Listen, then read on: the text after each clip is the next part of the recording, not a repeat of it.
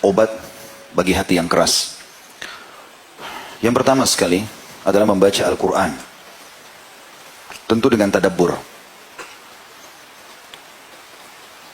Dan tadabbur ini artinya berusaha memahami maknanya.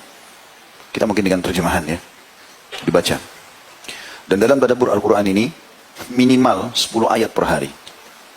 Makanya para sahabat mengatakan ridwanullahi alaihim, kami tidak pernah melewati sehari kecuali kami sudah mempelajari 10 ayat Al-Quran dengan memahami maknanya. Kemudian yang kedua adalah sedikitnya makan, mengurangi porsi makan. Boleh makan tadi kita bilang, tapi porsinya dikurangi. Dalam arti kata, coba makan pada saat dibutuhkan. Misal kita lagi lapar, lagi butuh, kebetulan bertamu di rumah orang gitu. Kalau enggak ya sudah. Karena banyaknya makanan masuk, berarti kita seperti mensuplai makanan banyak, membuat akhirnya badan merasa sangat rileks, akhirnya banyak tidur dan banyak rentetan yang lain. Kemudian yang ketiga, sholat malam. Dan ini adalah sudah umum tentunya.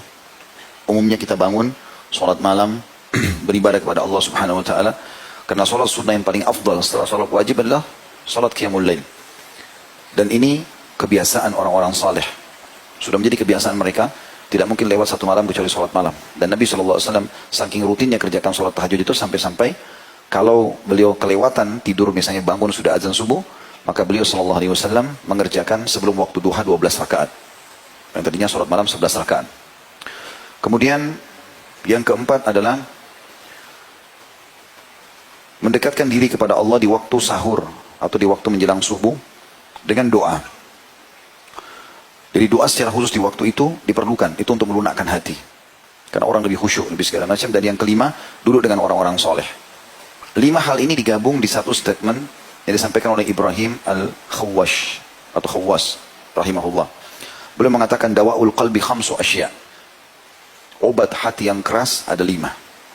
Qiraatul Quran bit tadabbur. Membaca Al-Quran dengan tadabbur. Wa khala'ul batan. Mengosongkan perut. Nanti kata membatasi makanan tadi. Wa qiyamul lail.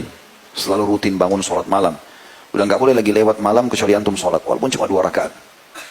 Nanti kalau sehari, 2 hari, seminggu, sebulan terbiasa, kita akan rasakan kenikmatannya dan sudah menjadi sebuah pola. Pada saat itu syaitan sudah nggak bisa goda kita lagi. Karena kalau kita masih stuck di satu tempat, saya pernah kasih gambaran untuk kita sama syaitan, dia seperti orang yang mau lomba lari. Kalau kita masih diam di tempat garis start, maka dia berleluasa untuk menjatuhkan semangat kita. Kau nggak bisa, kau begini, segala macam. Tapi kalau kita mulai lari, walaupun lari kecil, dia kalau mau menggoda kita, dia harus juga berlari. Dan harus supaya dia bisa menggoda kita, atau mengalahkan kita, dia harus lebih cepat dari kita. Kalau antum berlari kencang, maka dia akan lebih kerepotan. Maknanya apa? Lakukan ibadah itu dulu. Rutinkan. Nanti kalau dia sudah tercintakan dalam jiwa, sudah terbiasa, jadi nyaman, akhirnya jadi kebiasaan. Dan itu syaitan sudah sulit untuk goda. Yang keempat, وَتَضَرُّ عِنْدَ السَّحَرِ. Mendekatkan diri secara khusus kepada Allah di waktu-waktu sahar. Sahar itu maksudnya di waktu subuh, itu menjelang subuh. Di sini khususnya dengan doa. Terutama doa. Makanya Nabi SAW mengatakan, siapa yang terkaget di malam hari. Banyak orang kaget tengah malam. Lalu dia baca la ilaha illallah wahdahu la syarikalah lahul mulku wa lahul hamdu wa huwa ala kulli syai'in qadir. Langsung mengingat Allah. Subhanallah walhamdulillah wa la ilaha illallah Allahu akbar wa la haula wa la quwata illa billahil aliyil azim. Allahumma ighfirli. 3 jenis zikir digabung. La ilaha illallah wahdahu la syarikalah sampai akhir. Subhanallah walhamdulillah wa la ilaha illallah akbar dan wa la haula wa la quwata illa billahil aliyil azim. Lalu ditambah dengan satu pendek doa, Allahumma ighfirli. Ya Allah ampunilah aku. Apa kata Nabi SAW? Maka akan diampuni semua dosanya yang lalu. Kalau dia berdoa, diijabah doanya. Dia memohon ampun, diampuni dosanya. Maaf, kalau dia sholat diterima. Ya, jadi ini resep yang luar biasa. Kemudian yang kelima beliau mengatakan wa mujalasatus shalihin, dan duduk ya bersama orang-orang saleh. Ya, jadi berteman sama mereka, dan itu sudah pernah saya bilang teman-teman sekalian. Yang kita harus garis bawahi adalah berteman itu orang saleh dan saleh di majelis ilmu, di masjid. Tidak akan kita temukan mereka banyak di jalan atau di pasar-pasar. Di majelis begini, lihat kalau ada orang baik, orang soleh dan soleh depan kita, kenalan, laki-laki sama laki-laki, perempuan sama perempuan, kemudian jadikan dia sebagai sahabat kita. Imam Ahmad punya sebuah statement berhubungan dengan masalah ini. Di antara statement yang dijelaskan itu adalah, dengan apa, waktu beliau ditanya, dengan apa hati bisa jadi lunak? Maka kata beliau, Wahai anakku, kepada orang yang bertanya, dengan makanan yang halal. Maknanya, kalau kau pun harus makan, makan dari sumber yang halal. Ya. Sehingga betul-betul bisa selamat daripada masalah tadi. Kemudian yang selanjutnya, yang keenam ya, tadi kan sudah 5 ya. Sebenarnya poin 1 tapi ada 5 hal disebutkan tadi. Tapi saya sudah gabungkan 5. Berarti yang keenam sekarang adalah rutin menghadiri majelis ilmu. Seperti insya Allah untuk menghadiri seperti sekarang. Akan beda iman kita sebelum hadir dan sesudah hadir. Ini sudah masyhur, gitu kan. Dan para sahabat sangat merindukan majelis Nabi SAW. Sampai dalam sebuah riwayat Sahih riwayat Bukhari, Irbad ibn Sariyah yang masyhur radhiyallahu anhu mengatakan, suatu hari kami pernah mengerjakan sholat bersama Nabi SAW. Kemudian setelah sholat beliau menghadap ke arah kami lalu mengingatkan kepada kami peringatan yang melunakkan hati-hati kami dan membuat mata-mata kami menangis. Ya. Jadi memang majelis ilmu itu manfaatnya besar sekali. Jadi kalau antum bubar dan majelis ilmu ini merasa lebih dekat dengan Allah, lebih takut, takut berbuat maksiat, lebih semangat buat ibadah, itu efek ilmu. Kalau sekali antum hadir sejam 2 jam begini bisa berefek, bagaimana kalau setiap hari hadir? Bagaimana kalau setiap saat dengarkan? Yang ketujuh, sering berziarah kubur dan mengingat kematian.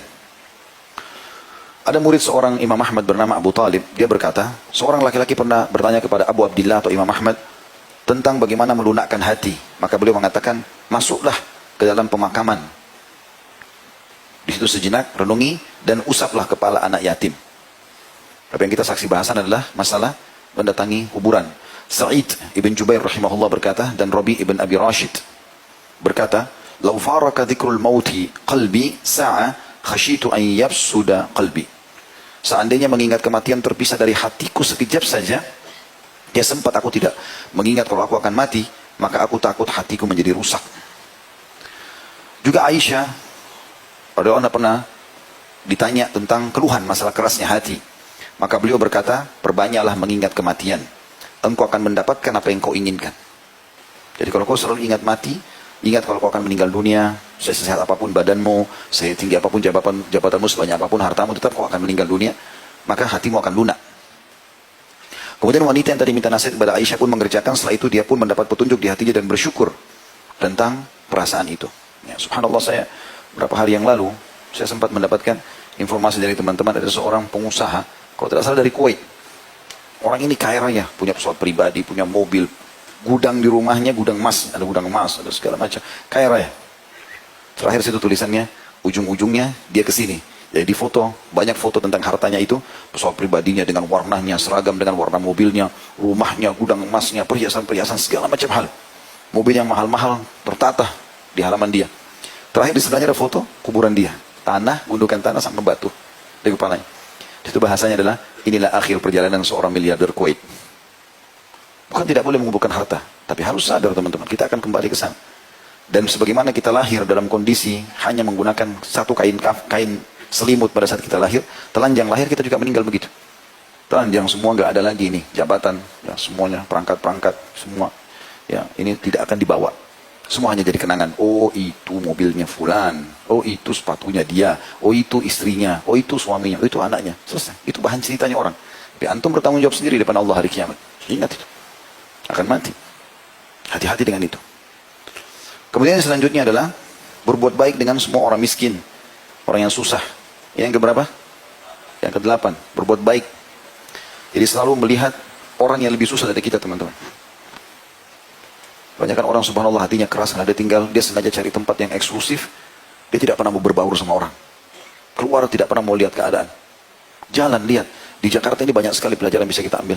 Rumah-rumah orang berdempetan, kecil-kecil gang. Saya berapa kali masuk sama Allah pulang taklim naik motor, renungi, saya tadabbur jalan, saya sambil merenung lihat bagaimana mereka ya, kondisinya rumahnya.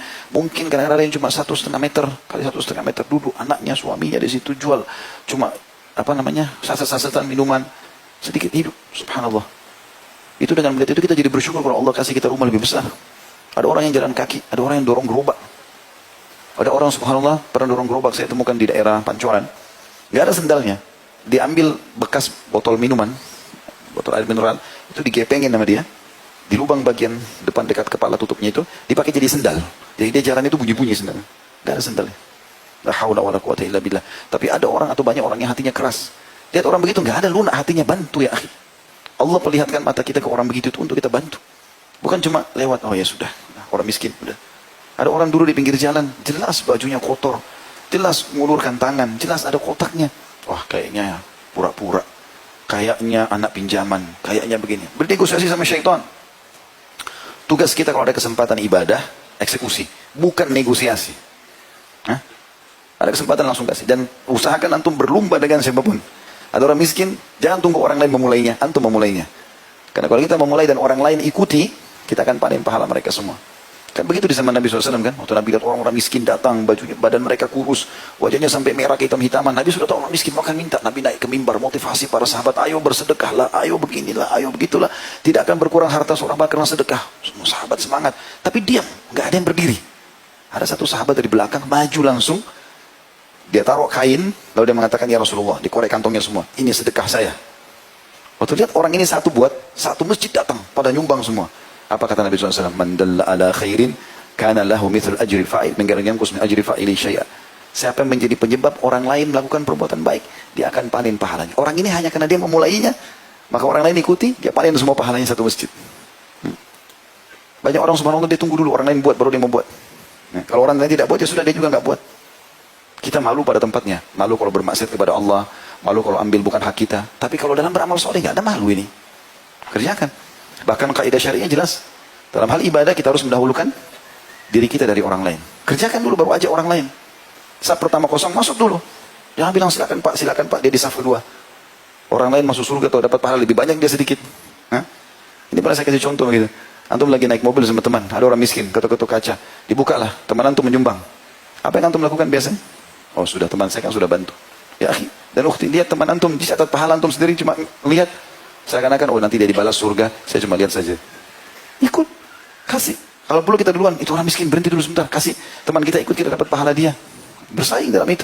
Itu yang Allah sebutkan dalam Al-Quran, wa fi dzalika falyatanafasil mutanafisun. Disitulah orang-orang mukmin harus saling bersaing dalam mengejar pahala itu.